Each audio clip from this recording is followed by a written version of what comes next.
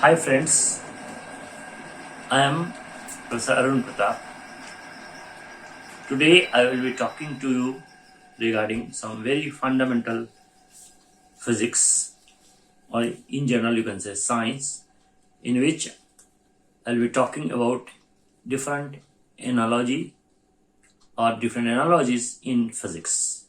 So analogical situations are if one situation is similar to the other but with difference. So then we look at the points of similarity and the points of difference. We will talk about few physical phenomena or few processes like interatomic force between two atoms. How does it change and why does it change? How does it vary? And what are the analogical situations similar to it? Okay. So, as regards analogies in physics, as you know, I am from the Faculty of Technology and Engineering in Applied Physics Department. Now, we will start with analogy between light optics, that is the conventional optics, and electron optics. All of us are familiar with the simple phenomenon of refraction in light optics. Let us see what is the most fundamental thing in refraction. As you can see, we have two media. One media is having refractive index N1 and the other one having N2, and the light beam goes from first medium to the other. While getting entry into the second medium, the angle made by the light beam with the normal to the line of separation of the two media is alpha. But what we observe that the light beam does not go along the same path in medium second, and N2 is greater than N1. That is, the refractive index of the second medium is higher than that of the first. What does it mean? Actually, these two media are termed as rarer medium, that is number one, and denser medium, that is the second medium. Now, why it happens so that light beam going from medium 1 to medium 2 does not go along the same line, and why does it bend towards normal? You can see it bends towards the normal, and therefore the angle made by the light beam in second medium with the normal is beta. You can visually also see that alpha is greater than beta, meaning thereby the light beam bends towards the normal. Okay, so light beam bends towards the normal in medium with higher refractive index or higher density. So why does it happen so? And what do we mean by rarer medium and denser medium? So the factor which is responsible, or what does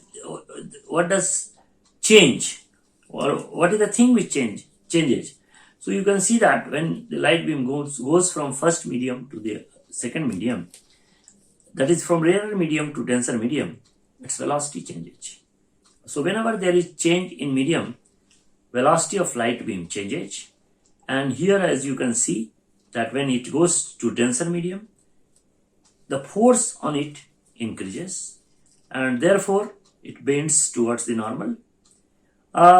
Interaction of light with the constituent atoms or molecules of the medium makes the light beam change its path. That is what we call refraction. This is the refraction which all of us know in the conventional light or light optics. Now, what is the region for refraction? That is the change of path of the beam when it goes from first medium to the second medium, having a difference of optical density, you can say, or density, and hence refractive index. Why does it change its path, right? Why does it bend towards the normal? So, region for refraction. When light beam goes from rarer to denser medium is caused by a change in the speed of the light wave upon crossing the boundary. So when it crosses the boundary, there is a change in speed of light. Why does it change? So change in speed is due to change in force in the direction parallel to the normal. What happens that when you go along the line of separation of the two media, there is actually everywhere the refractive index is same. Therefore, if we go from left to right, there is no change in refractive index, no change in the velocity of light. But when you go from top to bottom and at the line of separation of the two media, first and second, having refractive indices N1 and N2, there is a change in the density, there is a change, and hence there is a change in speed. So you can see that the resultant bends towards the normal. So talking about this light optics, the velocity component along a direction perpendicular to the normal, this does not change. So what will happen? We can safely write what is the component along the perpendicular to the normal. You can see that it does not change. So if you find out the component along the normal to the perpendicular, you will find that it is sine of alpha in the first medium and sine of beta in the second medium. Since the velocity, this velocity component does not change, therefore you can write v1 sine alpha is equals to v2 sine beta. Now you can see that when we write sine alpha, then we can write sine alpha by sine beta is equals to v2 by v1, and because your v1 by v2 is equals to n1 by n2, so what we can write? We can write relation between angle of incidence alpha and angle of refraction beta. You can easily write sine alpha by sine beta is equals to n2 by n1. Okay, so that was the law, the famous law. What do we say? This law is basically called the Snell's law in optics. Sine alpha by sine beta is equals to n2 by n1, or you can also express it in terms of velocity v1 and v2. So this is all about light and light beam going from medium 1 to medium 2 with change in density. Now coming to, if you in place of light beam, if you have charged particle, in place of photons, now you have charged particle, and let us say for simplicity that it is electron. So when charged particle with charge q, let us say, and mass m travels through a space where there is a potential drop across the boundary, what will happen? When you draw lines parallel to the line of separation, the situation is something like that. There are two conducting plates. They are charged to different potentials u1 and u2. The upper one is charged to potential u1 and the lower one is charged to potential u2. Therefore, when you go from top to bottom, suddenly, and they are separated by a small distance, they cannot touch each other, otherwise they will come to same potential. They are separated by a small distance, which is shown here as a black line in the diagram. So what will happen when light beam goes from top to bottom? Then at the line of separation of the two media, there is change in its path. Why there is change in path? Because there is change in force at the line of separation of the two media. Why does it take place? We'll see that. But so as potentials u1 and u2 are different, and let us assume just like refractive indices n1 and n2, that u2 is greater than u1, right? So as it crosses the boundary, a force perpendicular to the boundary acts on it. When it crosses the boundary, what will happen? The component along the line of separation of the two media does not change because there is no force in that direction. Force is in the direction of change of potential. And where does the potential change? It changes at the line of separation of the two media. Therefore, there is a force in the direction of change of potential, and that actually changes the velocity of the beam from V1 to V2. So due to the normal force, velocity changes from V1 to V2. And what happens? Because when more force acts in the medium 2, the resultant bends towards the normal, because this force is along the normal, or that particular component which we will take will be the component along the normal. The component perpendicular to the normal will be always same, right? So as the force is normal to the boundary, only the normal component of the velocity changes, with the tangential component remaining the same in two regions. Tangential component is the component along the line of separation. That will remain the same, because if you draw any line parallel to the line of separation, it will be an equipotential line. That is, along that particular line, the potential will remain the same. Until and unless there is change in potential, there will be no force. And force is the negative gradient of potential. Now, this leads to the following condition. Now, what you can do? Along the tangent, there is no change in force. So, the velocity remains the same. So, what is the component along the line of separation? It is V1 sine alpha, and that in the second region, it will be V2 sine beta. So, they will be equal.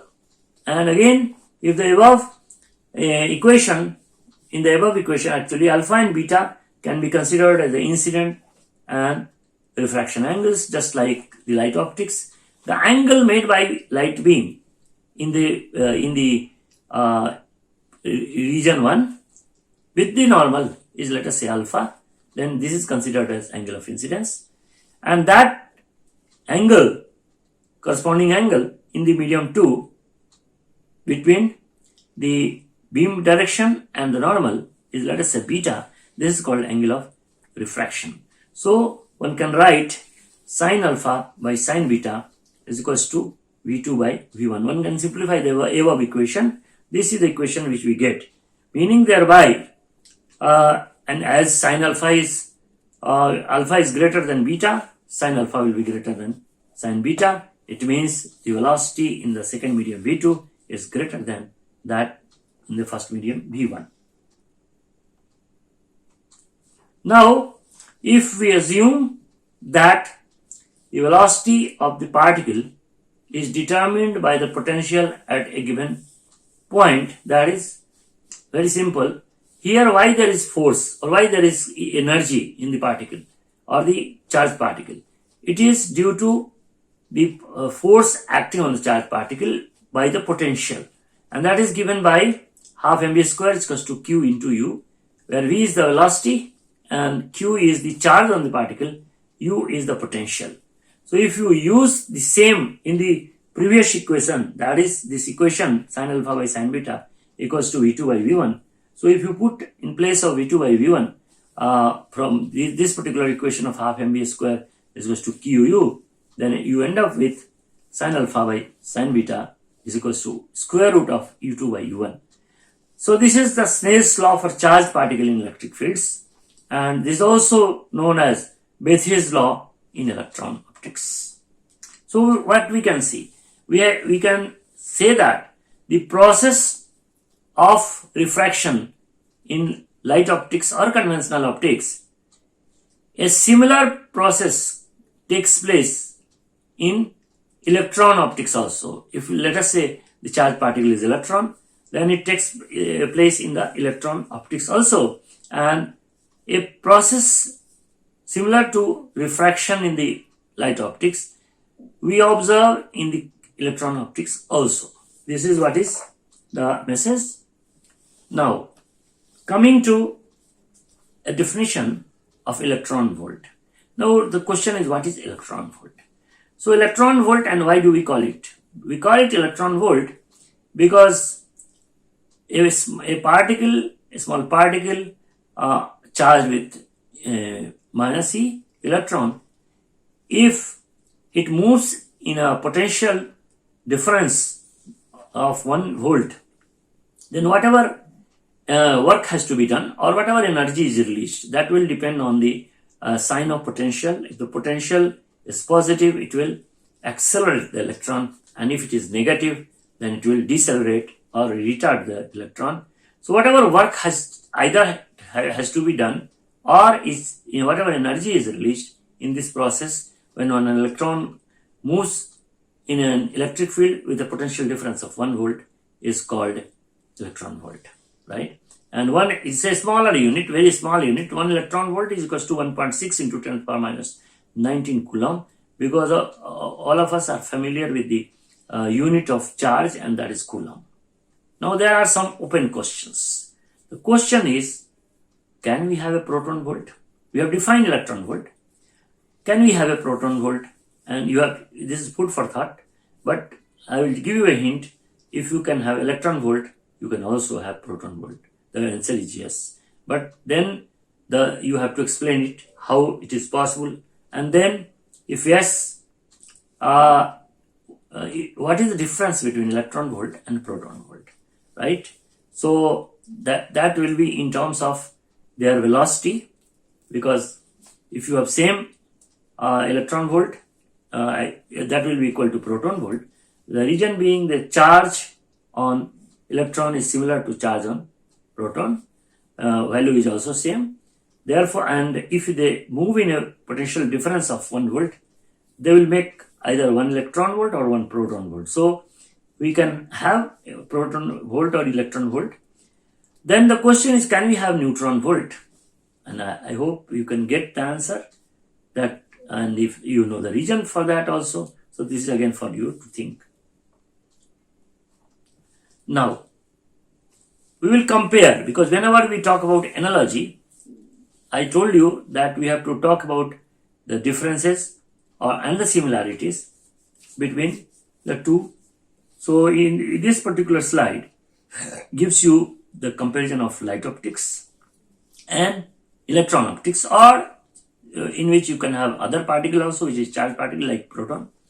Now the question is, in light optics, what is the cause of deflection of beam? That is basically change in refractive index, or in other words, change in velocity. So if a light beam goes from a rarer medium to a denser medium, basically due to the change in force because of the optical density or density of the medium, the velocity changes. So it is the velocity which changes. So if light moves in one medium, its velocity is 1. If it moves in a different medium, by different medium I mean difference in the its density, or therefore difference in its refractive index. So change in refractive index is the region. We know the Snell's law, that is sin alpha by sin beta equals to, either you say V2 by V1, or for that matter you can express it in terms of refractive indices of the two media. Now if you switch over to charged particle, cause for deflection of beam is change in electric potential. There it was change in refractive index, or in other words, change in force. Change in force will be there in both the cases, but here this change in force is due to change in electric potential. Now a law similar to Snell's law we have got sin alpha by sin beta, that is the ratio of these sines of angle of incidence and angle of refraction is equal to square root of U2 by U1. Okay. Now let us compare light optics or conventional optics with electron optics. So there are certain parameters which we are going to discuss in this connection. So first of all, what is the particle? So particle in light optics is photon, and that in electron optics has to be electron. What is a charge? So you know that a photon doesn't have any charge, whereas this has charge minus e, and its value also you know 1.6 into 10 to the power minus 19 coulomb, that we have seen earlier. If you talk of mass, the rest mass of photon is 0, whereas the mass of an electron is 9.1 into 10 to the power minus 31 kg. Okay. Now, spin. If you talk of spin, you know that these photons do not have any spin, whereas electrons have plus minus half. So half. What is the statistics which these particles obey? So in that case, the light optics in which the particle is photon, it's a Bose-Einstein statistics which these particles are they obey, and therefore they are called bosons also. And here, in case of electron optics, since the particle is electron, they are fermions, so they obey Fermi-Dirac statistics. Okay. Now, sixth is the class of particles. So naturally, those photons are bosons because they obey Bose-Einstein statistics. In the same way, electrons are fermions as they obey Fermi-Dirac statistics. Now, force on the particle. What is the force on the particle? That is due to mass. In case of light optics, that is due to mass, whereas the force in electron optics is due to charge. Photon doesn't have any charge, so there is no question of force in force on the photons due to charge. But electrons are charged, therefore the force in electron is due to their charge. Now, parameter is energy, and you know that energy, in the case of light optics where there are photons, you have energy equals to hf or h nu in joules. On the other hand, if you talk about electrons, we talk about very low or small unit of the energy, and what is that? That is in electron volts. We have already defined electron volts, so that is a smaller unit, and 1 electron volt is equals to 1.6 into 10 to the power minus 19 coulomb. The ninth is where does this light optics used? It is used in light microscopy. Electron optics is used in electron microscopy. Then change in speed of light. Whenever there is refraction, there is change in speed of the light. So in case of light optics, it is due to change in optical density, and in case of electron optics, it is due to change in potential because it is charged particle.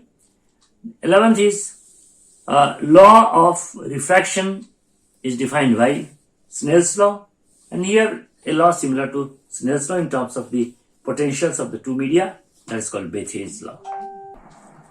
Now we will talk about the analogy between energy, actually the definition of energy states and energy levels, and therefore we will have analogy and its relation to energy eigenvalues, that energy is quantized. So you know that classical or Newtonian mechanics, they describe the behavior of bulk matter, but when we go to a smaller size, that is microscopic level, then quantum mechanics is used.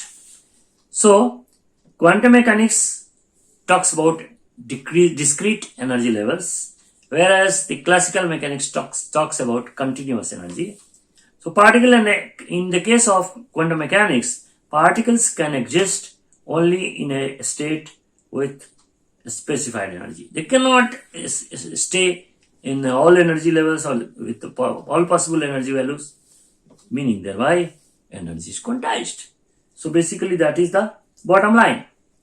Now, energy states and energy levels, continuing that, quantum mechanics, what do we do in quantum mechanics? We solve Schrodinger equation, and in many problems Schrodinger equation is analogous to wave equations obtained from classical phenomena, that is the waves.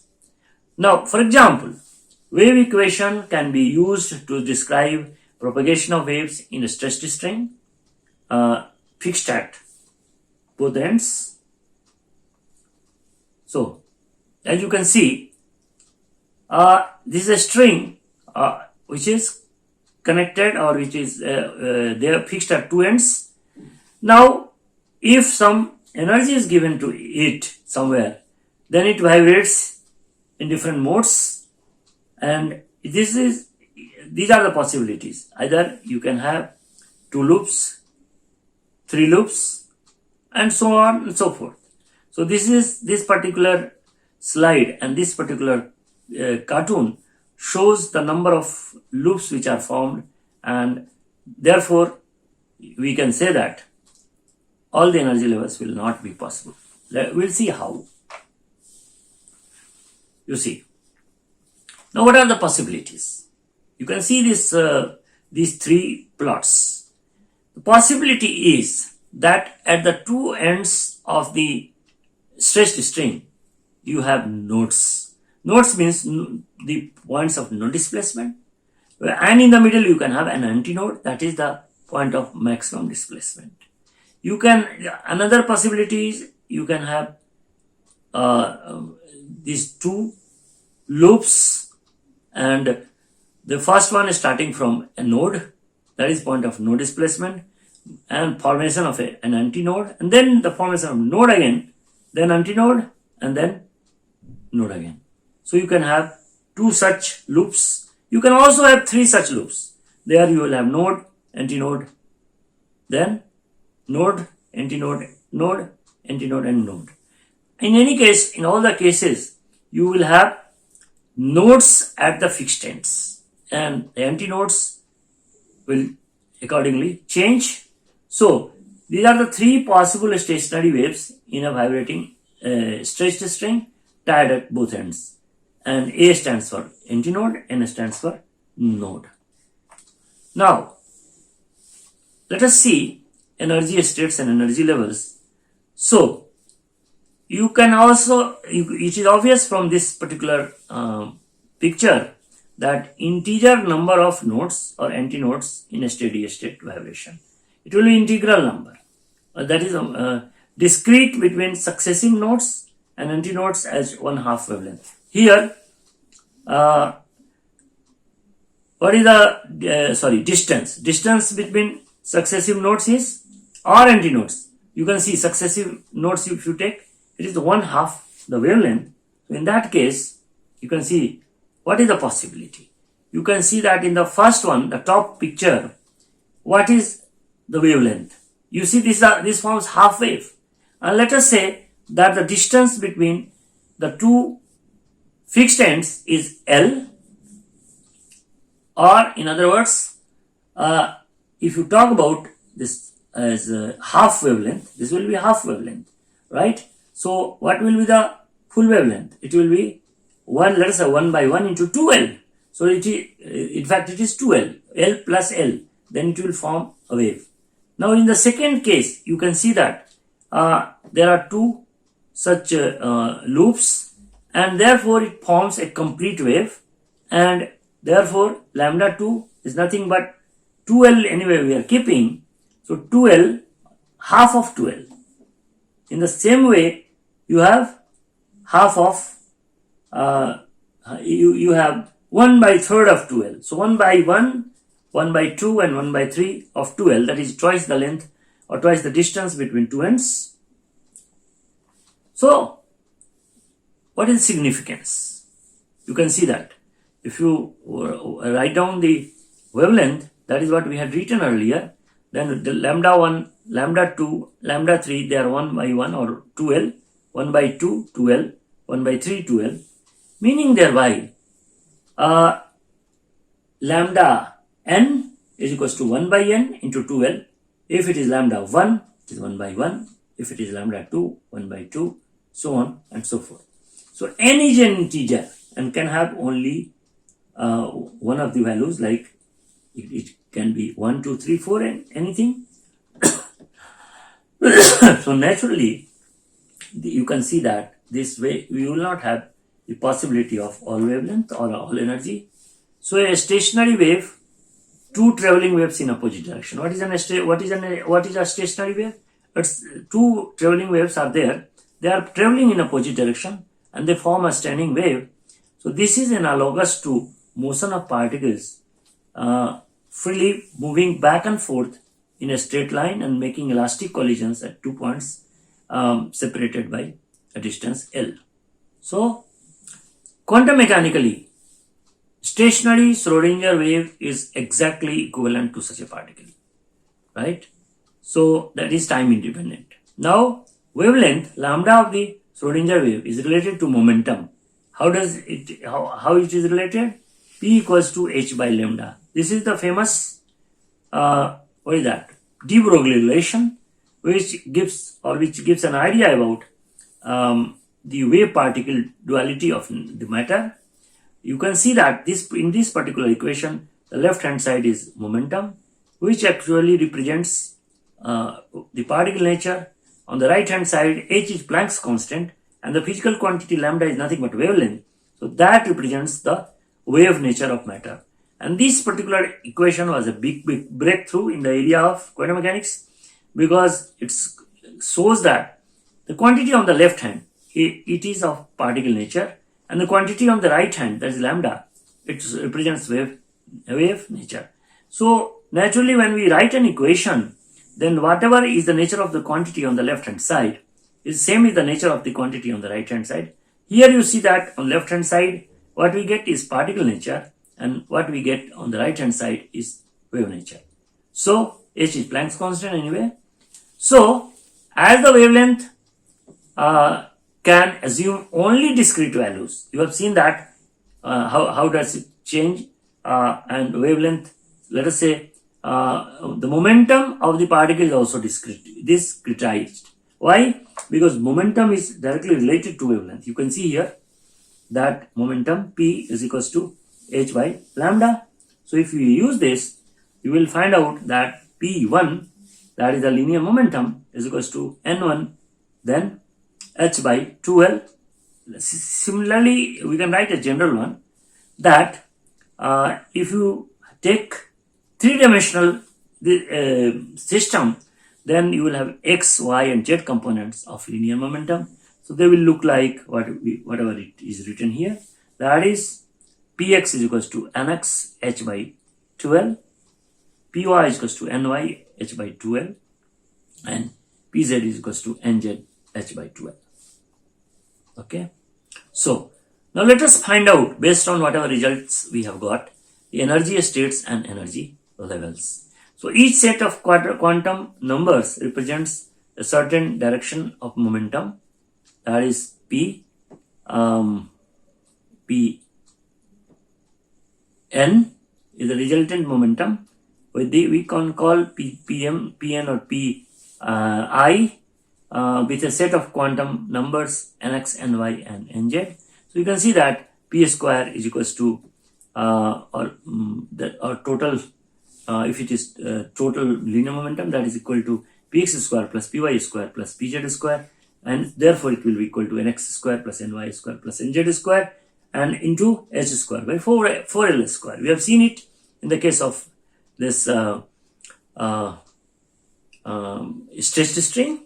So if we let nx square plus ny square plus nz square is equals to n square, then you can see that p square is equals to nz, pj square is equals to nj square into h square by 4l square. So what is the kinetic energy of a particle with mass m, speed v, and momentum p equals to mv? If we write, it will be half mv square, and we can also write for we can write p is equals to mv. We can put one m in the numerator, so in the denominator we have to put another m, so p square by 2m. Momentum is quantized, then energy is also quantized, because of it is related, energy is related to momentum. You can see that E equals to p square upon 2m. So energy is related to momentum. So if momentum is quantized, then energy is also quantized. We cannot have all energies. So if we write that, then epsilon j or ej, you can find out pj square upon 2m, and you can write down the expression for pj square, and you will find out that it is nj square h square upon 8ml square. Here it is shown that energy classically all energies are possible, but quantum mechanically you can see that there is a step. All the energies are not possible and only discrete values are possible of energy are possible. Okay, so values of n1, n2 and nx, ny and nz, they define the state of a particle and the energies corresponding to different n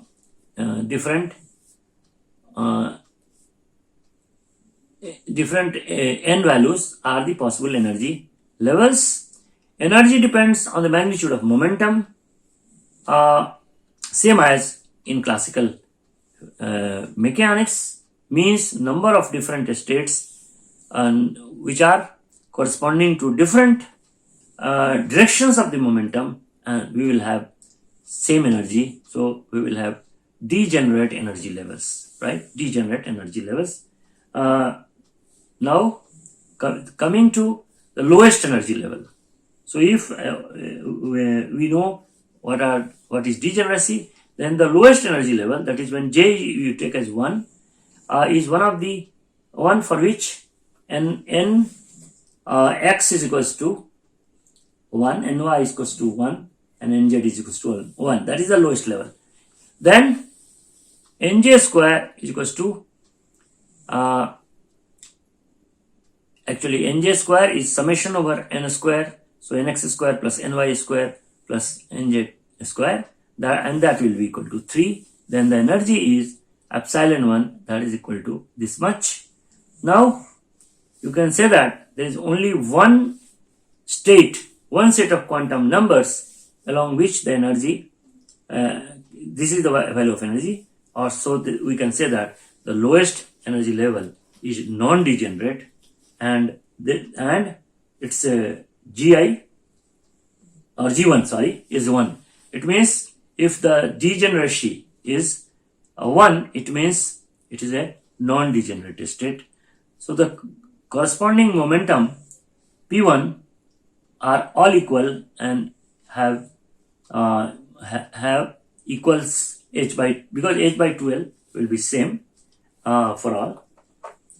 Now coming to energy states and energy levels, accordingly you can find out what are the different energy levels for different values of these are the different levels, and as you can see the degeneracy, how does it change? The lowest state is g equals to 1, that is non-degenerate, then 3, 4 and 5, and then the n values. So energy levels and degeneracy.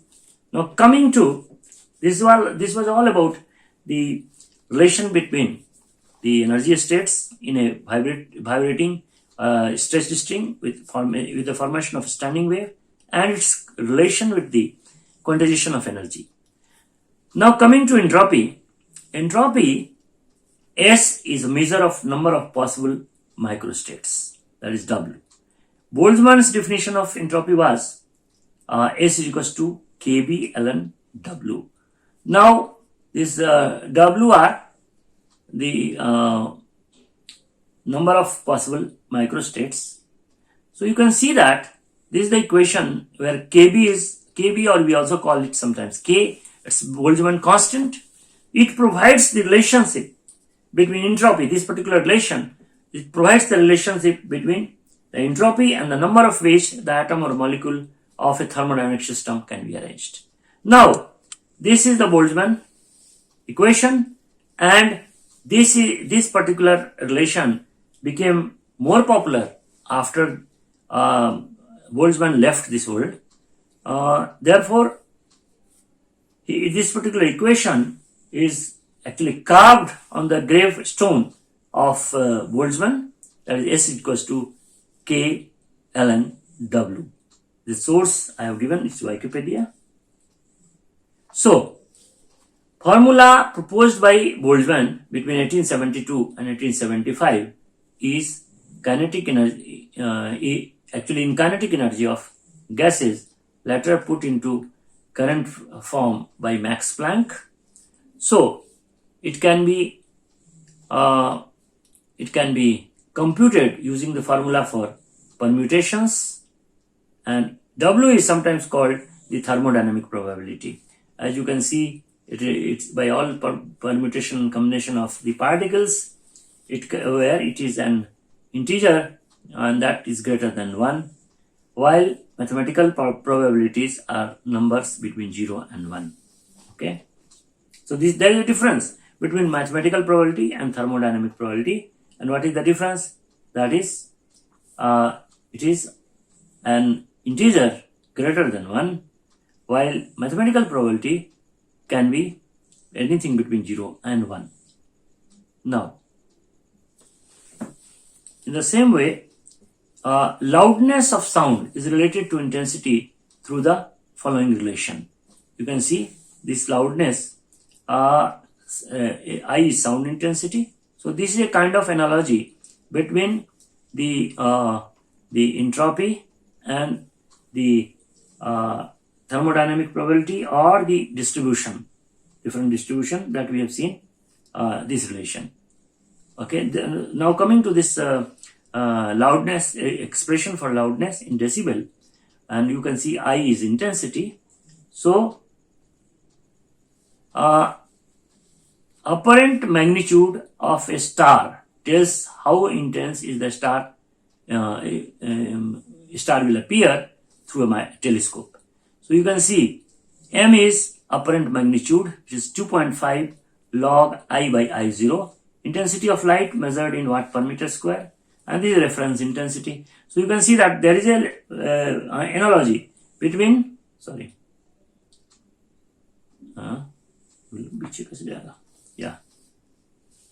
there is an analogy between the loudness defined in sound and the apparent magnitude of a star, of the intensity, this is for a particular star through a telescope. This is the relation. So you can see the analogy or similarity between these two equations.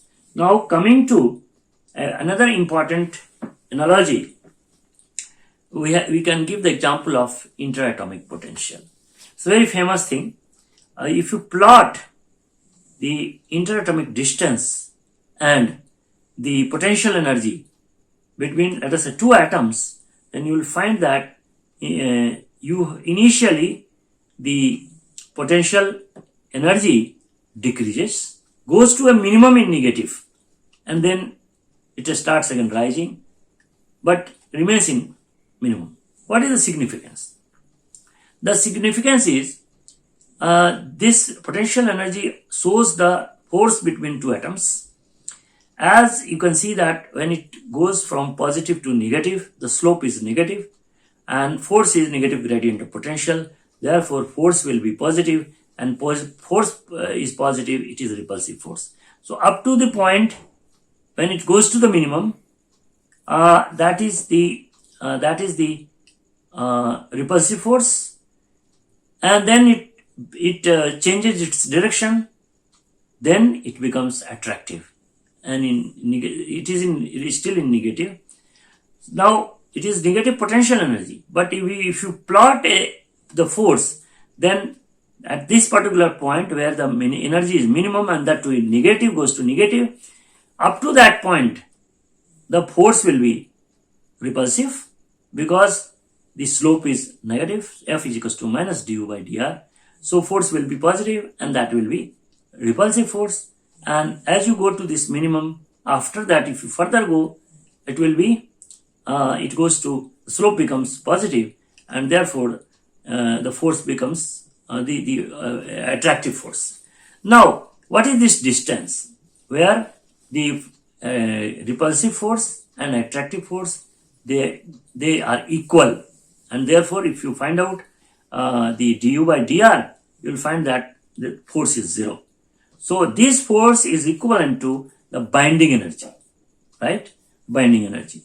So this is the interatomic force, and we define it, different terms we define, like the potential, positive potential energy, negative potential energy, positive force, negative force, then equilibrium distance, that is the distance at which this repulsive force and attractive force, they balance each other.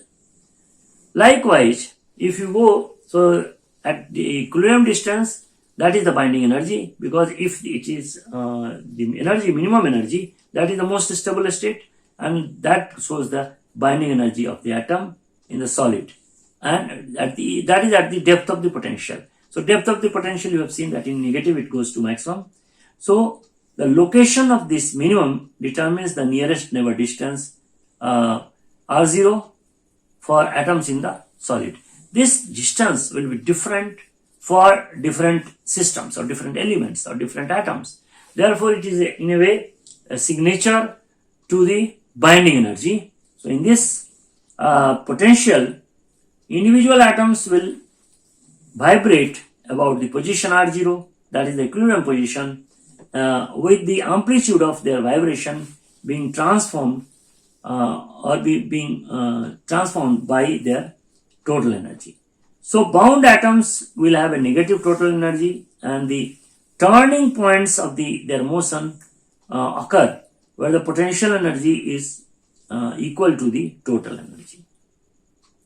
Okay.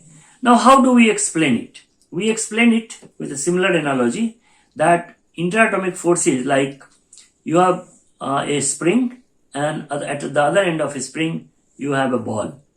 Now what happens if spring has certain equilibrium position, which is given in the middle one, that it is there in equilibrium position. So certain value of that is R0. So there the net force is 0, because force of attraction is equals to force of repulsion. If you go up, means if you stretch the string, then what will happen? Stretch the spring, what will happen? Then it will try to go back to its normal position, and therefore there will be a force in the direction of the point where it is fixed. So it will try to bring the this ball, or you can consider it as an atom, back to its original position. So that is the force.